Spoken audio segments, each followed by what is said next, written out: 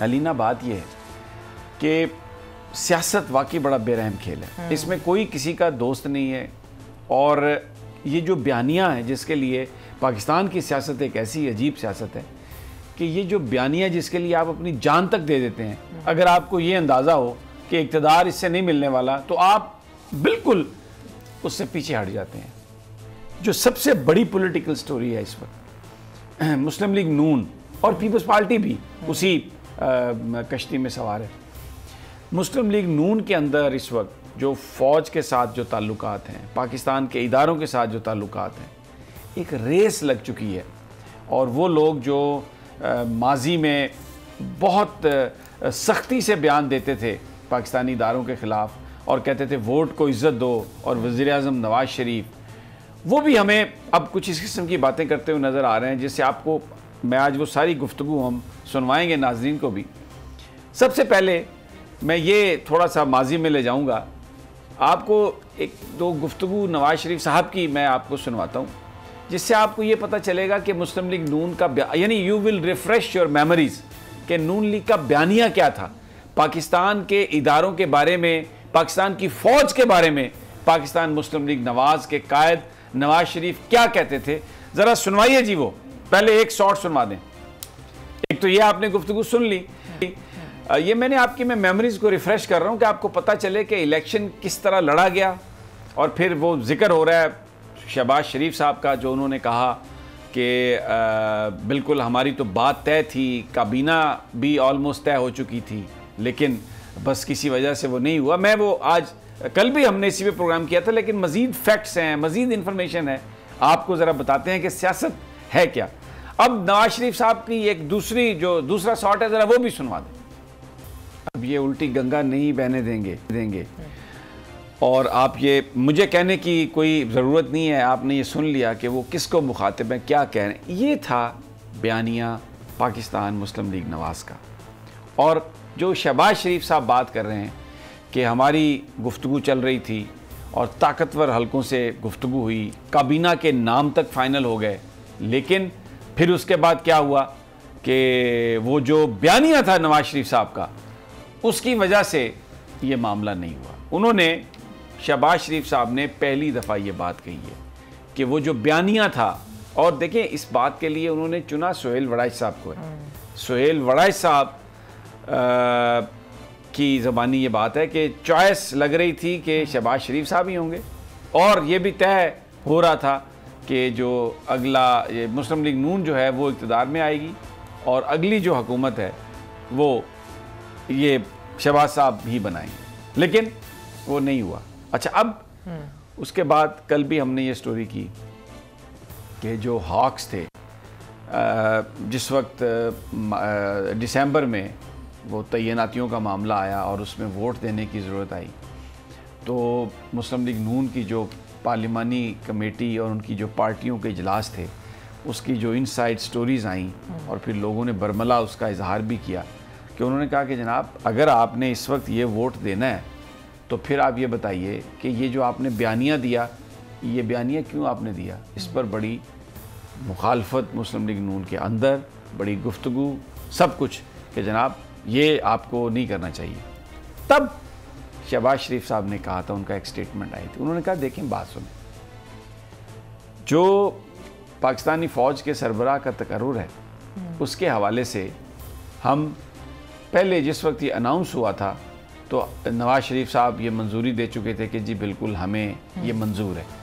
तो अभी कोई हम मंजूरी नहीं दे रहे, अभी तो एक्चुअली ये एक टेक्निकल चीज़ बीच में आ गई, किसी ने पॉइंट आउट की, तो वो टेक्निकल जो हर्डल है कि कानून मौजूद नहीं है, उसके लिए तो हम पहले ही हालात ऐसे हैं और कोई हमारा इख्तलाफ नहीं, हम तो ये तय कर चुके हैं पहले ही। उन्होंने इस बात को डिफेंड किया था। ये एक बेसिकली CBM था, कॉन्फिडेंस बिल्डिंग मेजर्स, कि किस तरीके से जो है मामला वो ठीक हो जाए। अच्छा, अब इस पर मैं आपको बताता हूँ, शहबाज साहब भी चले गए बाहर भाईजान को इलाज करवाने के लिए। बीच में मैं सारी चीज़ें जो है ना मैं आगे जाके डिस्कस करूँगा, लेकिन अभी मैं दूसरे हिस्से की जानब जा रहा हूँ। अचानक जिस वक्त फ़्लाइट्स बंद हो रही थी वापस आ गए, क्योंकि मरियम नवाज साहबा गई शाहिद खाकान अब्बासी के घर, उनकी ज़मानत हुई, नवाज शरीफ साहब ने सिग्नल दिया कि वो जो सारे हमारे जो बच्चे हैं जो मेरे बयानिए के साथ खड़े थे वो ज़रा आ जाएं मार्केट में। लेकिन अब मैं आपको क्लिप सुनवाता हूँ शाहिद खाकान अब्बासी साहब का। वो ये कह रहे हैं, शाहिद खाकान अब्बासी जो जिनके साथ खड़े होकर नून लीग का बयानिया क्या है, मरियम नवाज साहबा ने ये कहा कि नून लीग का बयानिया वही है, वोट को इज्जत दो, वजीर आजम नवाज शरीफ। शाहिद खाकान अब्बासी और एहसन इकबाल साथ खड़े हुए थे और पीछे से वो जो खुर्रम दस्तगीर साहब हैं वो भी नजर आ रहे थे। ये यानी ये पूरा वो सीन है, सारी वीडियोस भी अवेलेबल है। मैं क्योंकि टाइम कम होता है इसलिए मैं वो सारी चला नहीं रहा, लेकिन लोगों को याद है शाहिद खाकान अब्बासी साहब। ठीक है जी, अब मैं आपको जरा गुफ्तगू सुनवाता हूँ, जरा ये सुनिए शाहिद खाकान अब्बासी साहब की गुफ्तगू। तो आपने शाहिद खाकान अब्बासी साहब की ये बात सुनी कि कोई महाजराई नहीं थी, नहीं है, और अगर कोई महाजराई है तो हमें बता दें, हम उसे ख़त्म कर देंगे।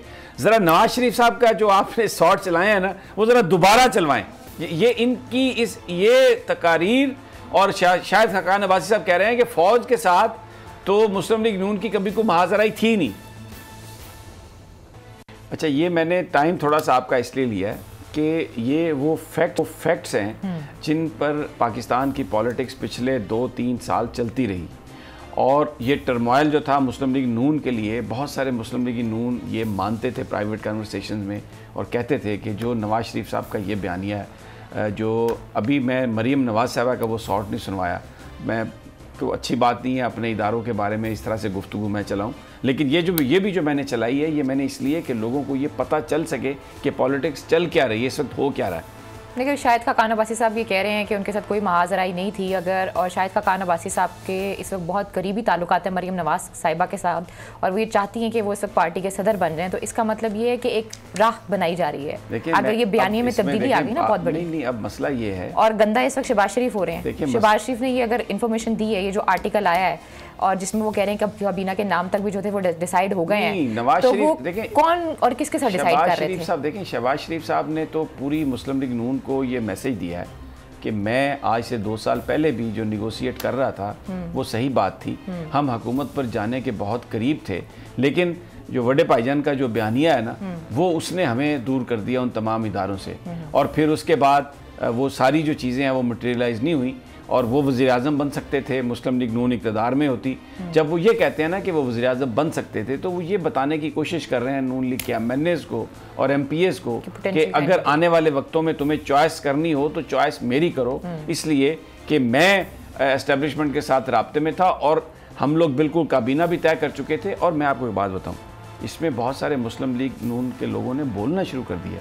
राना तनवीर साहब ने ये बात मीडिया में कही है कि उन्होंने नहीं सुनी, उन्होंने जो शहबाज शरीफ साहब का जो इंटरव्यू कॉलम की सूरत में शाया किया है सुहेल वड़ाई साहब ने, वो उन्होंने नहीं देखा, लेकिन ये बात उनके ज़ाती इल्म में है कि ये गुफ्तगू चल रही थी कि काबीना कौन होगी और नून लीग। तो शाहिद खाकान अब्बासी इस चीज़ को रूल आउट क्यों कर रहे हैं? वो कह रहे हैं 31 मई तक तो था। नहीं, मैं आपको झूठ बोल रहे हैं ना, आप समझे पॉलिटिक्स है ना, आप मुझसे ये बात कहलवाना चाह रही हैं कि वो क्यों कह रहे हैं पॉलिटिक्स में। चलें, झूठ मैं गलत बात कह रहा हूँ, मैं वो पाकिस्तान के वज़ीर आज़म रहे हैं, मैं ऐसा लफ्ज़ नहीं इस्तेमाल करना चाहता उनके लिए।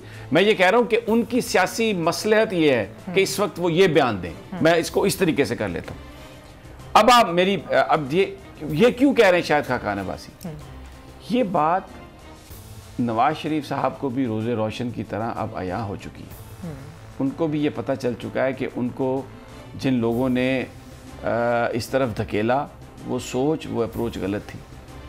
शाहिद खाकान अब्बासी साहब भी ये बात कर रहे हैं आके, उनको ये पता है कि ये सारे MPAs MNAs पंजाब की एक पूरी तारीख है। रातों रात यहाँ पे तो पूरी असम्बली, गुलाम हैदर वाई साहब वज़ीर आला थे और रातों रात असम्बली तब्दील हो गई थी। ये तो इधर कोई असूल की पॉलिटिक्स तो नहीं है, यही जो रुथलेस पॉलिटिक्स है, हार्टलेस पॉलिटिक्स जो है, जब सियासत कारोबार बन जाए, जब सियासत लोगों की खिदमत की बजाय अपने कारोबार के इजाफे का नाम बन जाए, तो फिर यही होता है। जो भी वो अगर आप किसी फ़िक्र से, किसी फ़लसफ़े से बाहर हो जाएं और आपका मकसद सिर्फ माल बनाना या इक़्तिदार लेना है, तो फिर यही सियासत होती है जो अब हो रही है। अब शायद खाकान अब्बासी साहब आ गए हैं, वो ये कह रहे हैं कि हमारा तो फौज से झगड़ा ही नहीं है, और अगर कोई झगड़ा है तो बता दें, हम उसे ख़त्म कर देंगे। क्या वो कह रहे हैं कि आप शहबाज की तरफ क्यों देखते हैं, हम भी उसी लाइन में खड़े हैं। और ये देखें, इसमें अब बातें क्या होना शुरू हो गई हैं। 18th अमेंडमेंट है ना, उसके हवाले से मुस्लिम लीग नून के अंदर देखें, ये जो कल भी मैंने ये बात कही थी, जो आसम सलीम बाजवा साहब का जो तकर्रर है बिल्कुल, और शिबली फराज का जो तकर्रर है, ये इसके पीछे एक बड़ी साइकी है। ख़ास तौर पर आसम सलीम बाजवा साहब का बड़ा एक रोल होगा। आप ये देखें कि मुस्लिम लीग नून को एक बहुत बड़ा रिलीफ मिला था डॉन लीग्स के इशू पर। राहिल शरीफ साहब जाने से पहले डॉन लीग्स की फाइल को बंद कर गए थे, और उसमें वो जाहिर है फौज की एक पॉलिसी थी कि वो जो सिविल गवर्नमेंट है उसको पूरा मौका देना चाहती थी। फौज ने, मैं आपको बताऊं, कोर कमांडर्स कॉन्फ्रेंस का इलामिया था, लेकिन फौज ने कड़वा घूंट भरा था, इसलिए कि it was about future of Pakistan, it was about future of democracy. उन्होंने कहा कि ठीक है, इन्होंने जो कुछ भी कर लिया, शायद माजी की तलखियाँ होंगी, या शायद कुछ ऐसे लोगों के मशवरे पे ये सब कुछ हुआ।